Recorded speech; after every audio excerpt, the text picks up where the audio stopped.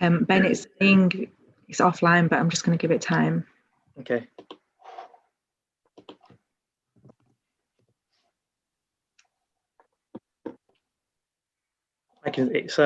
It's streaming all right for me. I can see myself on screen on YouTube. So okay, is it there?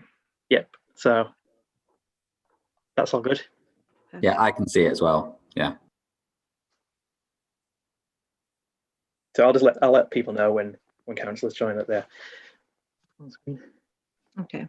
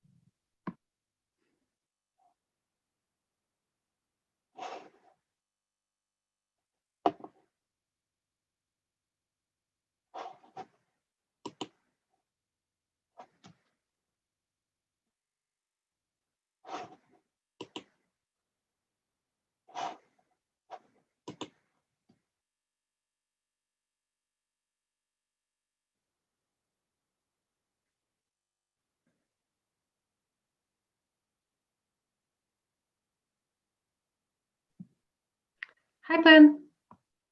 Hi, Julia. Oh, hi. I'm just testing my camera. Can you hear me? I assume that you can. Yep, I can hear you. Okay, excellent. Thank you. No worries.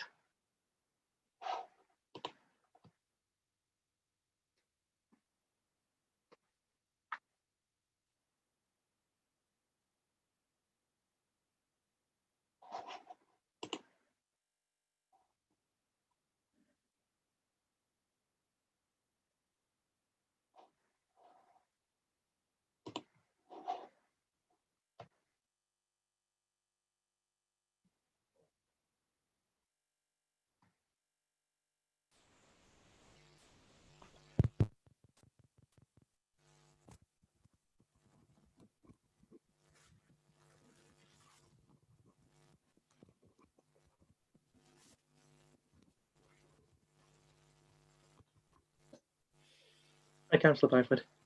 Good afternoon. Can you hear me? Yes, I can hear you. Marvellous. Just to let you know, we started the live stream early because we had some technical problems with it. So we're live streaming now. Marvellous.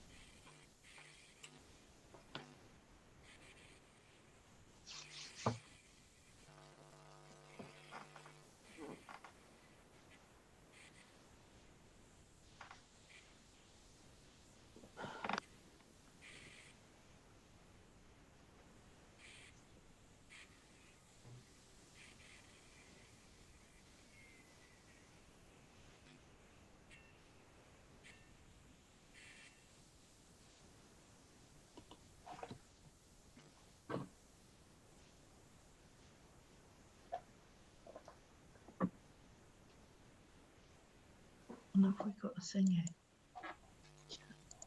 Oh, yes.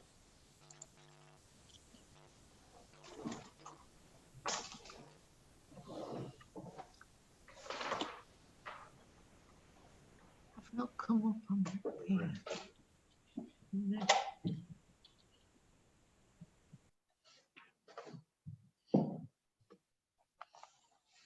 Sorry.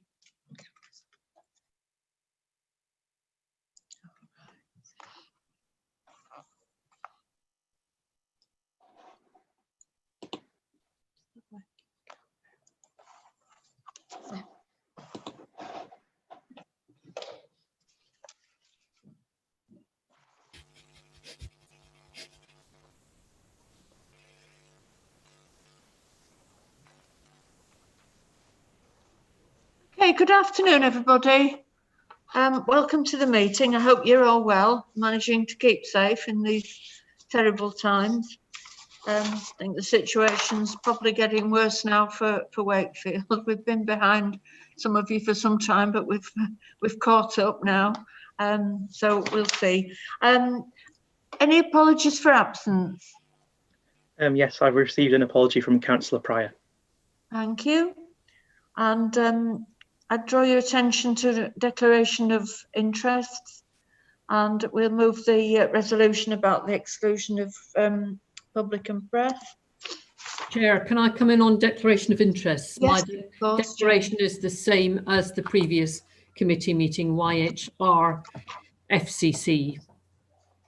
Fine, thank you.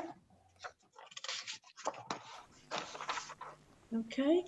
Can we agree the minutes of the meeting on the 1st of September? Okay, thank you very much.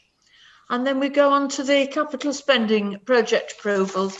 Melanie, would you like to make a start? Yes, thank you, Chair. There's a number of projects for consideration today, but we actually have one item that we'd like to withdraw from the agenda, which is the project that is the A6110 Leeds City Centre package. So we're withdrawing that. And the first three projects in this report are part of our Transforming Cities Fund, and Fiona Lim is going to take us through these few. Okay, hi Fiona. Hello, Chair. Thank you. If I kick off with the first of the three packages for the Transforming Cities Fund, which is the Huddersfield Stations Gateway package. This package is obviously to be funded through the Department for Transport's Transforming Cities Fund. It is part of a wider programme to regenerate Huddersfield Station Gateway in the wider town centre, to prepare for the coming of the Transpennine route upgrade and also High Speed 2 in due course. The package will also help to accelerate the delivery of a complementary scheme that's at the Station Gateway and the St George's Warehouse development, as well as other investments across the town. The package aims to address a number of challenges. Firstly, bus and rail station capacity. With the anticipated growth in the longer term, this would need to be addressed. A lack of disabled access, particularly at the bus and rail station. The dominance of private cars throughout the town and on the approaches to Huddersfield town centre, and it hopes to improve access to and interchange between the range of sustainable transport modes across the town. So that's rail, bus, cycling and walking. This particular package consists of 3 standalone schemes, which will then come forward for delivery independently. They all obviously do complement each other. The first is Halifax Bus Station. This scheme will actually be taken forward for development and delivery by the Combined Authority in partnership with Kirklees Council. This scheme will look to upgrade the bus station, improving access into the bus station and within the bus station itself, improving the concourse and also opportunities for retail and the customer experience. The second project that will come forward is a smaller package of cycling and walking improvements in the town. Essentially, it's made of 2 components. The first is looking at the Trinity Street crossing over the inner ring road, and the preferred option is to provide a new foot and cycle bridge. However, other options are being looked at as the project moves into the next stages of development. And then the second element within that project is looking at more of a corridor into the town from the east of Huddersfield, so connecting the rail station and other key town centre destinations through improved cycling infrastructure. And then the third project is effectively an enhancement to a number of existing projects centred around Huddersfield rail station. So it will look to provide a new cycle hub, a new taxi hub, reconfiguration of the parking and improvements to the parking offer to really capitalise on the longer term strategic developments that will be happening at Huddersfield rail station through HS2 and the Transpennine route upgrade. It'll also look to improve access into the rail station. There'll be a number of new access points through in the eastern side and also to the west of the rail station. So this project, as with all the Transforming Cities projects, is looking to achieve modal shifts and reduce emissions from vehicular transport. It will improve pedestrian and cycling infrastructure and help to achieve the short and longer term ambitions outlined in the National Cycling and Walking Investment Strategy. It'll look to reduce localised transport emissions and improve air quality within Huddersfield town centre. We anticipate that the scheme benefits will include improved access to and connectivity to Huddersfield rail station and Huddersfield bus station and the town itself, reducing carbon emissions, improving inclusive growth by connecting more people to opportunities for jobs, services and the wider economy. Through the bus station, particularly, we're looking to improve bus user benefits, both relating to journey time savings for buses accessing into the bus station, but also improving the passenger experience for new and existing bus users. And we also do anticipate that there should be some revenue benefits through improved commercial space and retail floor space within Huddersfield bus station itself. The scheme package has a number of risks identified at this stage. Obviously, COVID-19 pandemic is continuing to have an impact, and some of those include not being able to kind of conduct site visits, and we're working through the implications for public consultation over the coming months. We are trying to bring forward opportunities where possible to undertake kind of key stakeholder engagement and public consultation through alternative means to the more traditional processes. There's also a number of risks around land ownership, which Kirklees Council are trying to mitigate through early engagement with potential landowners and working up those strategies for securing land as may be required. With the rail station being a Grade 1 listed building, there's also a risk around the designs and needing to get potentially listed building consent, and they are working with the planning teams and the third parties such as Heritage England to ensure that the designs that they're developing are sympathetic to that environment and will receive approval when needed.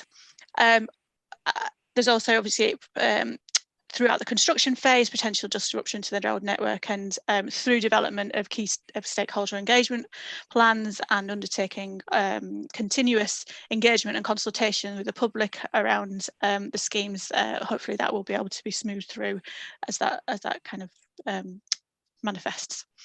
The scheme costs, this was a package that did have different funding scenarios in the low, core and high, and the scheme is working towards the higher package value, which combined is 42 million, which includes 28 million from the Transforming Cities Fund, 10 million from the West Yorkshire Transport Plus Fund, which is focused on the rail station aspects, and then Kirklees are also supporting the package with £4 million from their own Kirklees Town Centre Capital Fund. This package already has 816,000 approved, and a further £99,679 is requested at this time to bring the total approval to just over £900,000, £916,000. So the key timescales, obviously the three individual schemes are all working through their own individual timescales beyond this point, but we do expect that the schemes to be starting on site at the beginning of 2022, with completion aligned to the Transforming Cities completion date of March 2023. The appraisal summary suggests that the package is aligned to national and local and regional strategies, and the benefits have identified and appear to be realistic and achievable. So the recommendations at this stage are that work commences on activity 3, so the outline business case for the individual projects identified, and that an indicative approval to the combined authority contribution of 28 million for the Transforming Cities Fund element is recommended, and the other package element, so the other funding I believe has already been previously approved indicatively for the match funding on this. They recommend that development costs of £99,679 are approved to give the total approval to £916,000, and to facilitate that we enter into an existing funding agreement with Kirklees Council. And finally, that future approvals are made in accordance with the approval pathway. Thank you. Okay, Fiona, thank you very much for that. Peter, do you want to say anything? I do indeed. Can you hear me? Yes. Okay, fine. These schemes are absolutely crucial for Huddersfield. If you may reflect on the Huddersfield blueprint, which talks about how we're going to spend £250 million, £250 million on the Huddersfield town centre. This is one of the linchpins in that total planning. It links particularly the rail station to the bus station. The rail station's the second most important in West Yorkshire by a mile, and it's the most used bus station in West Yorkshire. So it's crucial that they are linked. But from a narrow Huddersfield perspective, it's critical for the future of Huddersfield. In fact, these two factors were the major reasons why Huddersfield exists in the first place. I think this will be a massive enhancement in its own right, and also it will add hugely to the development of the town centre, and it's most welcome, and I think it's extremely well planned, and thank you for the input. Okay, Peter, thank you. Anybody else want to comment? Okay, obviously an excellent scheme if Peter says so. So we'll agree this, hopefully. Thank you. Okay. Okay, are you taking us to the next one? I am, thank you, Chair. So the next package, again, the Transforming Cities package, is for Halifax. It's the Halifax Walking, Cycling and Bus Transformation Package. The primary issues and challenges that this package is aiming to address are around the barriers caused by two significant roads in the town, so the A58 and the A629, which make journeys into the town centre more difficult for people from the kind of hinterlands into the town centre and the surrounding areas. And those areas do have high levels of deprivation and unemployment, particularly in North and West Halifax. There are issues around bus reliability, journey times and connectivity, particularly from West Halifax and parts of North Halifax. The package also addresses the bus station, which is in need of modernisation, and also poor accessibility to the rail station. This package comprises of 5 interrelated schemes. I won't go into detail on the first 2 because they have been presented throughout a number of stages to the committee previously. So the first one you should all be fairly familiar with is the Halifax Bus Station project. This is now at full business case and working on its full business case plus cost. So that should be one of the first Transforming Cities schemes to actually get out on site and get into the delivery phase. The second project is the rail station gateway, and again Transforming Cities Fund is supporting the delivery of that project in full, and again that is now working on its full business case, having been approved at outline business case earlier in the summer. So the 3 new projects that will be coming forward out of this package are all focused on North and West Halifax and then Park Ward.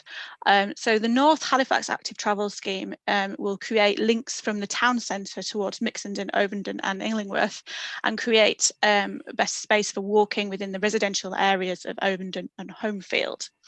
The Park Ward Streets for People project, this complements an LTP funded pilot scheme and has £1 million from the local transport plan as match funding for this particular scheme, and it's very much focused on developing proposals with the residents in that area to address barriers within Park Ward to help them access the town centre, and will be very much driven by community involvement and community-led improvements to public space within Park Ward itself. And indeed there's some early engagement happening on that, I believe, at the moment. The third project and the final of this package is the West Halifax Bus Efficiency Package, and this scheme will improve journey times for residents from those areas of high deprivation with bus priority measures, looking at key hotspots which cause delays along those routes. So those 3 are very complementary within that area. The package is obviously looking at clean growth and climate change implications through a number of cycleways, pedestrian access facilities and interventions to make the Halifax transport system more connected and joined up, and will contribute to behaviour change within Halifax and Calderdale wider, so encouraging people to choose sustainable travel modes to access the town centre. The package also will look to enhance some of the carbon outputs through providing electric bus and bike charging infrastructure at the bus station, providing cycle parking, and also solar panels, for example, on the roof. And indeed, in terms of the rail station gateway scheme, which is obviously those 2 are a bit further on, so we know a bit more detail around the design, that will also look at a green retaining wall, tree planting and sustainable urban drainage within the designs of that scheme. So in terms of the overall outputs and benefits, the package is aiming to improve access to the town centre, including the bus and rail stations by sustainable modes, improve bus reliability and journey times, increase levels of cycling and walking and improving safety of those modes, and also in general making it easier for people to access education and employment facilities in and around Halifax. The Risks around to the package are, again, acquisition of third-party land, which is again being mitigated through engagement with those landowners, unforeseen ground conditions and services, so they are undertaking site surveys to try and inform the options appraisal going forward in the designs, and public and stakeholder acceptance of the scheme proposals, and again through early engagement. And as I mentioned previously, they're already undertaking some engagement in Park Ward at the moment. The costs of this package are were different in the low, core and high scenarios, between 39.9 million and 53.9. So they'll be working towards the higher of those scenarios, and the total package, taking into consideration contributions from the Transport Fund, from the local transport plan, as I've mentioned, and as well as TCF, is 71.8 million. To date, the Combined Authority has already approved 5.2 million for the entire package development to date, and no further funding is actually required at this time, so they have sufficient to undertake those next activities. These schemes are all working to their own timescales now, and further detail will kind of come out as the less advanced projects work up their outline business cases, but all are working towards the TCF delivery timescales of 2023. The appraisal summary suggests that the package aligns with the national, local and regional strategies, and the objectives have obviously been clearly outlined in each of those packages and how they align to those. A wide range of options have been identified, and for those more advanced schemes, there's clear benefits, and BCR has been presented. So the recommendations are that as a package, work proceeds on to the next development stage. So work commences on activity 3 for those 3 less well advanced schemes, and work continues on full business case and full business case plus for the bus and rail station, and that an indicative approval to the Combined Authority's contribution of 53.9 million from the Transforming Cities Fund is granted, with the total costs being 71.8, as I've mentioned previously, and that future approvals are made in accordance with the pathway identified. Okay, thank you, Fiona. Jane. Thank you, Chair. I don't know how Fiona does it, but that was a great summary, a breakneck speed, and very comprehensive. And this genuinely is a transformational set of projects. And I'm pleased to report that Halifax Bus Station proposals got granted planning permission at the Planning Committee last week. And of course, we were lucky enough, looking back, to do the public engagement just before the beginning of the restrictions and lockdown, which is very fortunate. It's very difficult at the moment otherwise. I think what I want to say is this is investment for decades, really, and really important for us, because Halifax, like many places, a sort of inner ring road, grew like Topsy over the centuries, and actually acts as a kind of severance and disconnect for people who are actually living very near the town centre, as Fiona said, in some areas of deprivation, and yet there isn't that permeability through. So all of these projects. I think the other thing to say is that air quality is increasingly important to us. We're having our part 2 of our local plan examination, and this morning the inspector focused on air quality, and there's no doubt that we do have further work to do. So the bus station, the railway station, the walking and cycling routes and so on, the whole package really contributes to those things. So I hope members can commend it further. Anybody want to comment? Kim? Just a quick comment, Chair. Really delighted, to hear of these Transforming Cities schemes accelerating forward. It must be absolutely so exciting for the communities of like Kirklees and Calderdale. As Councillor Scullion and Councillor McBride said, it will be really transformational, and the journey times are the things that we're looking towards improving on public transport. So to hear about the bus and the rail and all the schemes all coming to fruition and going through planning applications, it's really good for West Yorkshire. Thank you for that, Kim. Yeah, I think it sounds a great scheme, and I think Fiona explained it very well to us and backed up by Jane. So can we agree this one? Okay, thank you. And it's you again, Fiona. You're on a roll today. Final one from me. And indeed, we're very, very close to the end of all the TCF packages coming through. I think there's only a couple more to come for future meetings. So then we're into all the outline business cases, etc. So this next one is our outline business case stage, and it is the Leeds Rail Station Sustainable Travel Gateway. Usually I think there's in brackets Bishopsgate, so that's what's kind of locally known as.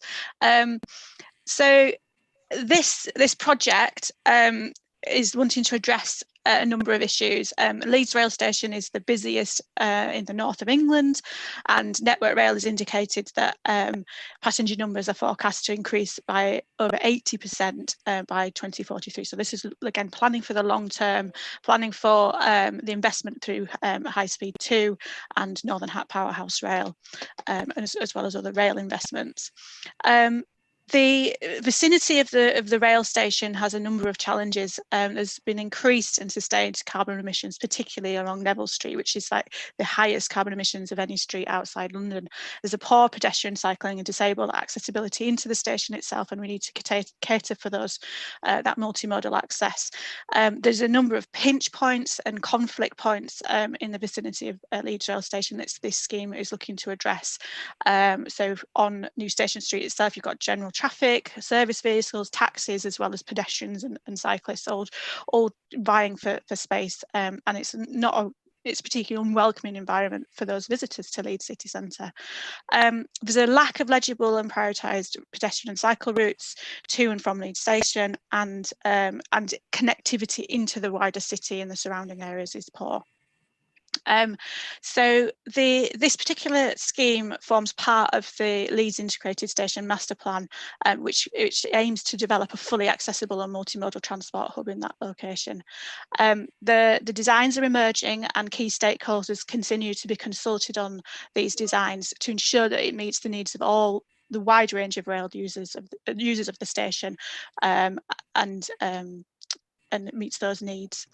The key components of the scheme are the redevelopment of the external concourse connecting the main entrance to Leeds Station to Bishopsgate through new steps, landscaping, as well as providing step-free access options, including new passenger lifts. It will provide for pedestrian priority areas on what's New Station Street, and relocate the existing taxi rank from New Station Street down to Bishopsgate Street. And associated with that is relocation of the bus stops to locations on Boar Lane, Infirmary Street and Wellington Street, and the bus operators are continuing to be engaged with those plans as they develop. Aligned to those kind of fundamental parts of the scheme, there'll be provision of new segregated cycle lanes through Dark Neville Street and Neville Street and Victoria Road, so providing those connections into the station, as well as a new 700 space cycle hub, which will both support the rail station but also the surrounding city, in effect. So those shops and businesses that don't have their own cycle parking. There'll be, as well as that, there'll be complementary environmental improvements along Neville Street and Dark Neville Street. So at the moment, it's quite an imposing location. This scheme it was initially part of the Active and Sustainable Travel in Leeds City Centre package, which has a complementary project which is looking at cycle connectivity across the city. So the two very much continue to complement it and work together, but they are being delivered as separate projects now.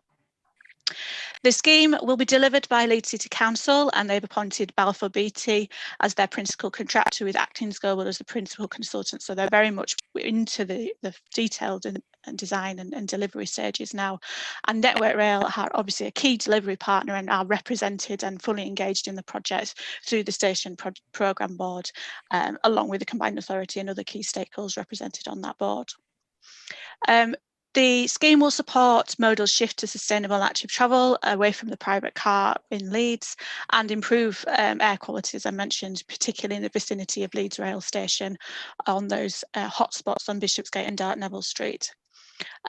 Indeed, there is a predicted 10% reduction in NOx levels on Bishopsgate Street and Dartneville Street by 2024, and that's facilitated through increasing the number of cycle trips to Leeds Station by 70% by 2024, an ambitious target there, and the scheme will also improve pedestrian flows and connectivity and reducing those conflict points and pedestrian crowding on new station streets, Bishopsgate and Boar Lane. They are predicting increased, so as well as reducing crowding, they're also predicting increased annual pedestrian footfall to go from 34 million to 46 million by 2026. And we need to ensure that we improve accessibility and cater for those wider needs through step-free access and ensure that those designs meet user requirements. An assessment of the scheme of the societal impact has shown that the scheme will have a broadly beneficial impact on all social groups in Leeds through providing more direct access routes through the station to the station and Leeds city centre. The risks to the scheme are around late vacation of leasehold premises causing delays to the programme. So there are ongoing negotiations led by Network Rail around those leaseholders that will need to vacate in order for the works to happen. They're undertaking structural surveys, and those structural surveys are leading into the detailed design phases. And aligned to that, they're also integrating utility searches and investigations into those design processes to ensure that they've got a design that's fit for delivery. There will need to be traffic management during the scheme construction, and they're developing the traffic management plan and obviously how that will impact on the bus network as well. And as I've mentioned previously, through the early design and consultation stages, stakeholders did raise concerns around the accessibility implications of this scheme. And this is being mitigated and addressed through continued engagement with a number of key organisations, including the Accessibility and User Group, Network Rail's BEEP Group, and the Leeds Disabled People's Organisation. And as they've established an inclusive design group which provides representation from all Equality Act protected characteristic groups, and the feedback, there's a feedback and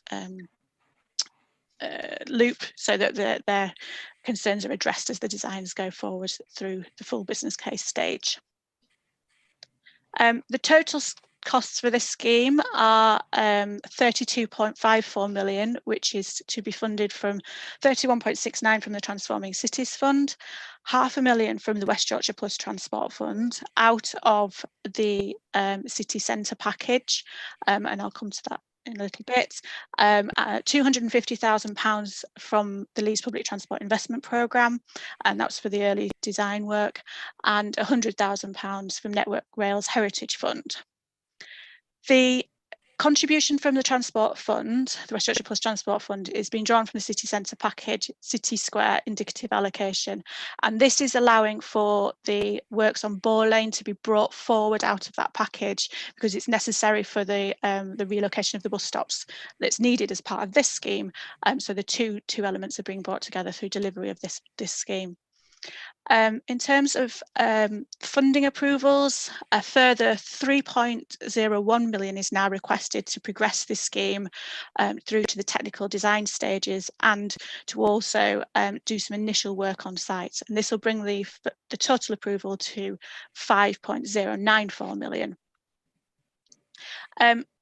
Leeds are working to extremely challenging timescales on this ambitious project, with a start on site anticipated in June next year, and they want to complete construction of the project by December 2022 in time for the Capital of Culture, I believe it is. So the appraisal summary has said that the strategic drivers are clearly set out, and they are addressing some of the concerns raised around accessibility through the design process as we go forward. And they are reviewing, or they have reviewed, the value for money position. I'm not sure if Melanie's got an update on that one following a discussion earlier today. The principal contractor has been appointed by Leeds City Council, and we're quite confident that they have the capacity to deliver the scheme going forward, and they are developing, aligned to DFT expectations of the Transforming Cities Fund, the benefits realisation and monitoring and evaluation plans. So the recommendations are that this project proceeds through decision point 3 and activity commences on decision point 5, so that's full business case plus costs, and that an indicative approval of combined authorities contribution of 32.44 million from the 31.69 from the Transforming Cities Fund, £500,000 from the West Yorkshire Transport Plus Fund, and 250,000 from the Leeds Public Transport Fund is given, with full approval at decision point 5, and that development costs of 3.01 million are approved, bringing the total approval to 5.094, and that we enter into a funding agreement with Leeds City Council to progress that, and that future approvals are made in accordance with the assurance pathway. Thank you. Okay, thank you for that. Any comments from anyone? Are we happy to approve that? Okay, thank you. The next item has been withdrawn. So we go on to the Beach Hill. Who's taking this one? Yeah, Julia is going to present this one. Thank you, Chair. Right, hi Julia. Hello, just a second. I'll just start my video. Hello. Hello. Right, so this scheme is the Beach Hill scheme, and it's coming in at FBC Plus. So the scheme is a part of the Combined Authorities Housing and Regeneration Programme and aligns with Strategic Economic Plan's Priority 4, Infrastructure for Growth. The Beach Hill estate lies on the western edge of Halifax Town Centre, close to a range of services, facilities and transport links. It's a mixed-use area which previously housed 3 vacant tower blocks and a former council depot. The regeneration of the site is a joint venture partnership between Calderdale Metropolitan Borough Council and Together Housing Association. The overall scheme will accelerate housing delivery by unlocking underused brownfield land to deliver ambitious housing plans, and will attract other public and private sector investment on a site that would otherwise have poor viability due to the level of contamination and infrastructure works required. The scheme was split into 2 phases, phase 1A and phase 1B. In June 2018, the Combined Authority approved 1.4 million funding from the local growth fund for phase 1A, and this was to contribute towards asbestos removal and demolition works across the site, including the removal of vacant tower blocks and a council depot. This work is now complete. Phase 1B, which is covered in the report for this meeting, will undertake land remediation, remove contamination from the land, and undertake infrastructure construction to prepare for the building of new homes. In terms of the impact of the scheme will deliver 105 new homes available at affordable rents, which will be constructed on the site through phase 1A. This will be owned and managed by Together Housing Association.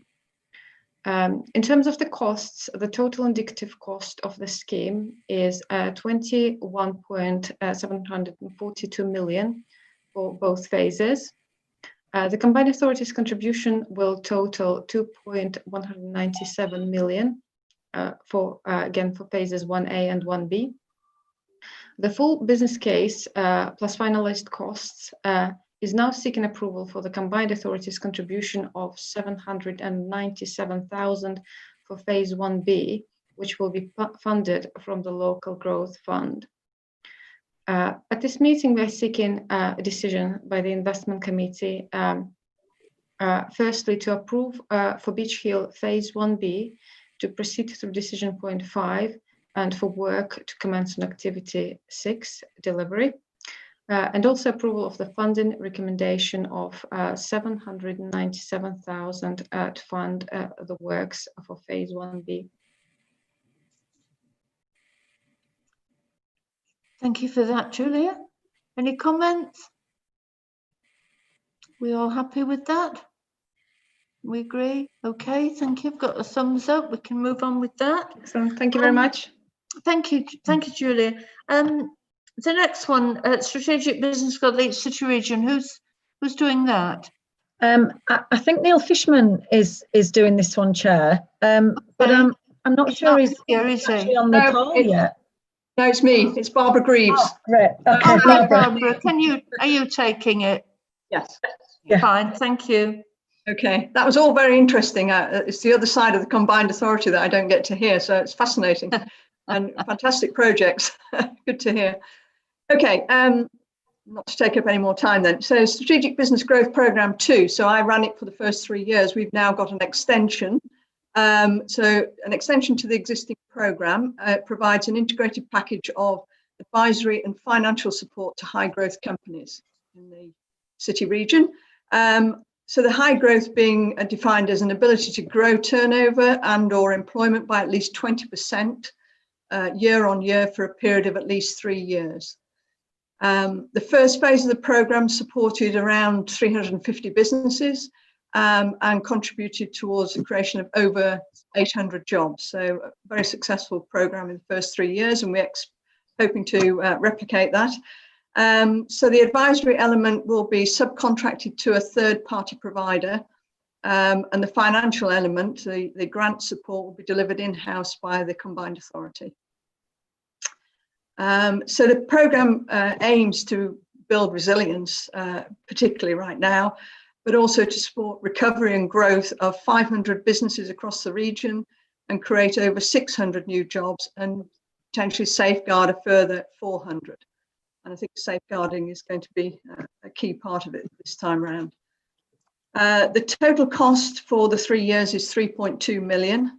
This is funded from 1.6 million of ERDF, European Regional Development Fund money, plus 800,000 from the combined authority, which will come from 500,000 local growth fund and 300,000 from the Growing Places Fund returned capital. Then there'll be a further 800,000 company contribution as a consequence of the grant payments being made. So that's the match funding that we're allowed to include in the total pot. So we're looking to actually sign a £2 million contract with the third-party support provider to deliver the advisory support element of the project. And we're also seeking approval to use the Growing Places Fund of 300,000 as the combined authority match for the project to be used exclusively for grants to the businesses. That's it. Okay, Barbara, thank you very much for that. Everybody happy with that project? That's agreed. Thank you very much. Thank you. Thank you, Barbara. Thank you. I think the next items are all for noting, Melanie, are they? Yep. Yes, they are, Chair. Yeah. Thank you. And then we ask Melanie, are you stepping out of the meeting now, Melanie? I need to leave at this point. Yes, thank you. Yeah, thank you very much. So item 6, I think Heather